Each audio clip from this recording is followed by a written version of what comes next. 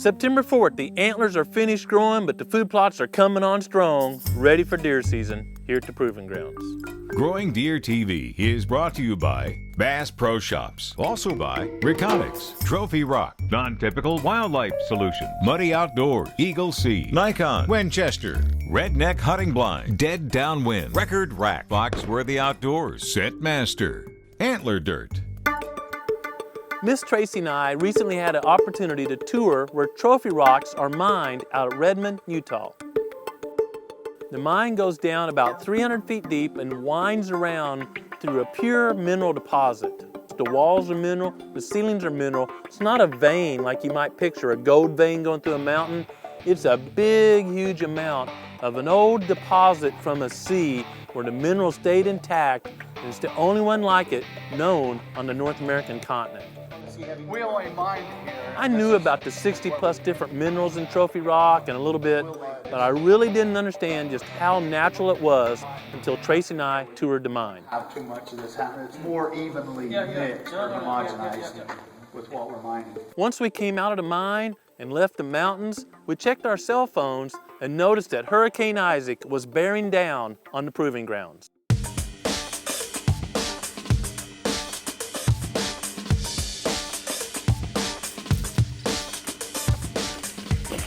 Although Tracy and I were really enjoying our short tour out west, I knew Adam and Brian would have to be really hustling to get all the seed in the ground before Isaac brought the rain.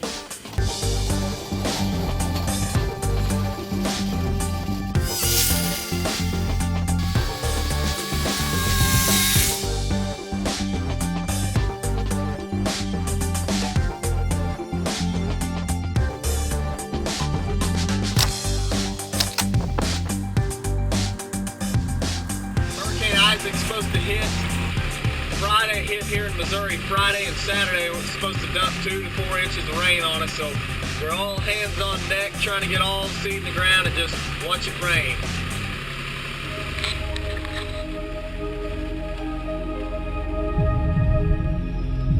At 1:30 a.m. Friday morning, I received a text from Adam saying he'd just got off the tractor and it was starting to rain.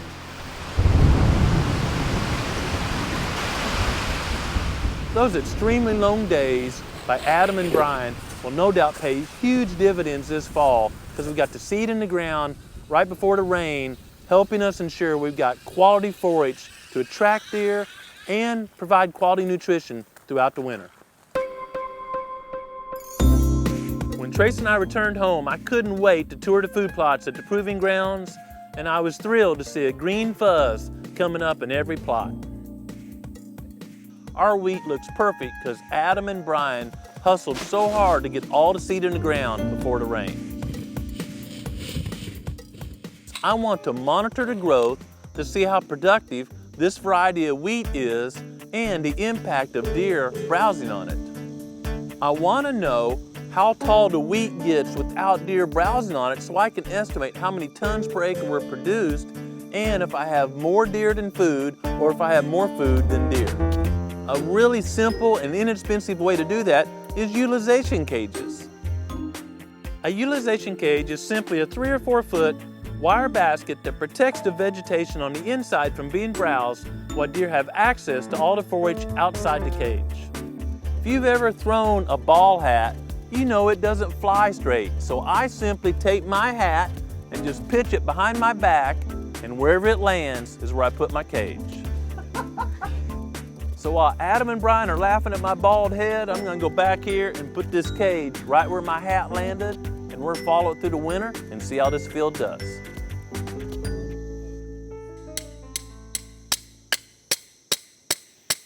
I'll often put a little flagging on here just to make sure the deer see it and don't run into it somehow, but more importantly, make sure the tractor driver sees it next spring when we're coming in to redo this plot.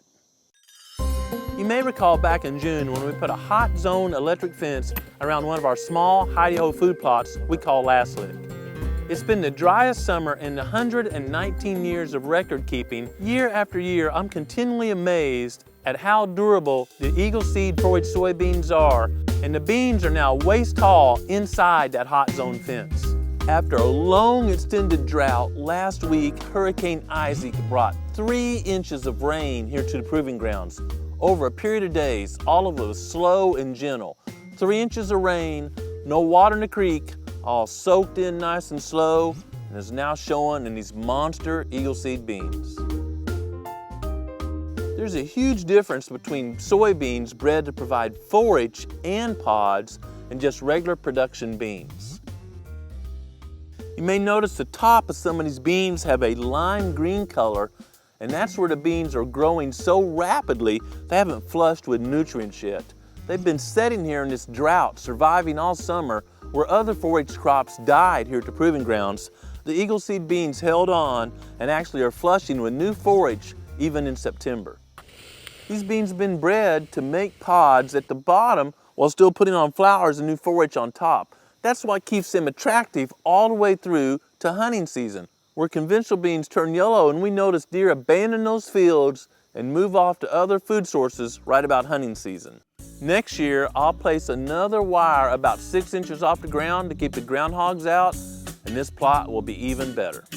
Got the beans protected by the fence, muddy tree stands right behind me. In a few days, we'll see how well this project worked.